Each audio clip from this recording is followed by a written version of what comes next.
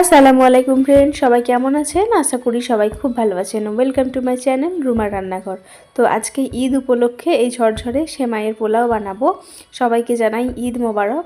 আর সেমাইয়ের পোলাও যারা বানাতে জানেন না বা বানাতে গিয়েছেন কিন্তু ঠিক পারফেক্টভাবে হয় না, ঝরঝরে হয় না, জড়িয়ে যায় বা নরম হয়ে যায়, তাদের জন্য আমার আজকের রেসিপি। তো রয়েছে অনেক ছোট ছোট টিপস, আপনারা ভিডিওটা প্রথম থেকে শেষ অবধি দেখতে থাকুন। আর আজকে ঈদ উপলক্ষে পোলাওটা বানিয়েছি, সেটাই আপনাদের শেয়ার করলাম। তো প্রথমেই একটা পাত্র আমি উনুনে বসিয়েছি, যেটা খুব ভালোভাবে গরম করে নিয়েছি। আর তারপরে দিয়ে নিচ্ছি এর মধ্যে দেশি গাওয়া ঘি। তো আপনারা চেষ্টা করবেন এই সেমাইয়ের পোলাও বানানোর জন্য কোনো রকম তেল না ব্যবহার করতে, চেষ্টা করবেন বাটার বা ঘি দিয়ে যেন পোলাওটা রেডি করা যায়, তাহলে কিন্তু পোলাওয়ের টেস্টটাই কিন্তু একদম চেঞ্জ হয়ে যায়। তো প্রথমে ওই ঘিয়ের মধ্যে আমি কিছুটা কাজু বাদাম অর্ধেক করে নিয়েছি, সেটা ভেজে নেব। আপনারা চাইলে কিন্তু কাজু বাদামগুলো একটু ভেঙেও নিতে পারেন, আমি অর্ধেক করেই দিলাম। তো নেড়ে চেড়ে কিছুটা সময় নিয়ে আমি একটু ব্রাউন কালার করে ভেজে নিচ্ছি। তো ফ্রেন্ডস, বাদামটা আগে ভেজে নেওয়ার কারণটা আপনাদের বলবো। তো তার আগে চলুন রেসিপিটা একটু আগিয়ে নেওয়া যাক। তো বাদামটা ভেজে এখন তুলে নিয়েছি, আর ওই কড়াইতেই দিয়ে দিচ্ছি 25 গ্রামের মতো বাটার আর 2 চামচ পরিমাণ গাওয়া ঘি।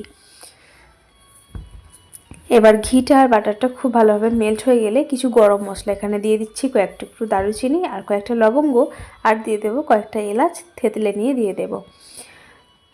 তো কাজু বাদামটা ভেজে নেওয়ার কারণ এটাই, যদি সেমাইটা ভাজার সময় কাজু বাদামটা দেন, যে কাজু বাদাম আর সেমাই একসাথে ভেজে নেব, সেক্ষেত্রে কিন্তু সেমাইটা ভাজতে ভাজতে কাজু বাদামগুলো কিন্তু সেমাইয়ের নিচে চলে যাবে, সেক্ষেত্রে কাজু বাদামটা পুড়ে যাওয়ার সম্ভাবনাটা বেশি। তাই জন্য আলাদা করে ভেজে নিলে খুব ভালো হয়।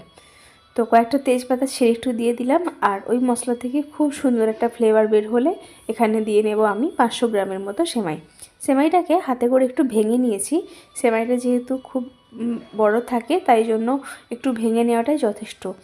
তা না হলে কিন্তু কড়াইয়ের মধ্যে বা যে কোনো পাতিলের মধ্যে নাড়াচাড়া করতে একটু সমস্যা হয়। তো সেমাইটা প্রায় অনেকক্ষণ ধরে মিডিয়াম ফ্লেমে একটুখানি ব্রাউন কালার করে ভেজে নিয়েছি। এরপরে এর মধ্যে আমি অ্যাড করে নেব 500 গ্রাম সেমাইয়ের জন্য 3 থেকে 350 গ্রামের মতো চিনি।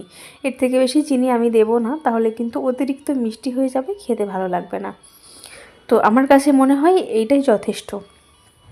তো চিনিটাকে ভালো করে নাড়িয়ে ছাড়িয়ে নেব। আর আরেকটা ছোট্ট টিপস এখানে, সেমাইয়ের পোলাওয়ের মধ্যে কিন্তু কোনোভাবেই ঠান্ডা পানি অ্যাড করা যাবে না। তাহলে কিন্তু আপনি ঠান্ডা পানিটা যখন অ্যাড করবেন, সেই ঠান্ডা পানিটা গরম হতে হতে কিন্তু সেমাইটা দলা পাকিয়ে যায়, একদম শিওর কিন্তু দলা পাকিয়ে যাবে। আমিও আগে কিন্তু এত পারফেক্টভাবে সেমাইয়ের পোলাও বানাতে পারতাম না। তো এখন কিন্তু একদম ঠিকঠাকভাবে সেমাইয়ের পোলাওটা বানাতে পারি। আর এই ছোট টিপসটা আপনারা অবশ্যই ফলো করবেন, তাহলে কিন্তু দেখবেন আপনাদের সেমাইয়ের পোলাও কিন্তু খুবই ঝরঝরে হবে। তো আমি আগের থেকে পানি গরম বসিয়ে দিয়েছিলাম, আর এই 500 গ্রাম সেমাইয়ের জন্য 1.5 বাটি পরিমাণ মিডিয়াম সাইজের একটা বাটি নেবেন। পানিটার পরিমাণ হবে হাফ লিটারের থেকে একটু কম। তো পানিটা দেওয়ার পরে খুব ভালোভাবে নেড়েচেড়ে নিয়ে আমি 5 মিনিট মতো একটু ঢেকে রেখে দিয়েছিলাম একদম লো ফ্লেমে। আর এই পর্যায়ে কিন্তু সেমাইটা খুব ভালোভাবে সেদ্ধ হয়ে গেছে, আর তলায় কিন্তু লেগেও যায়নি।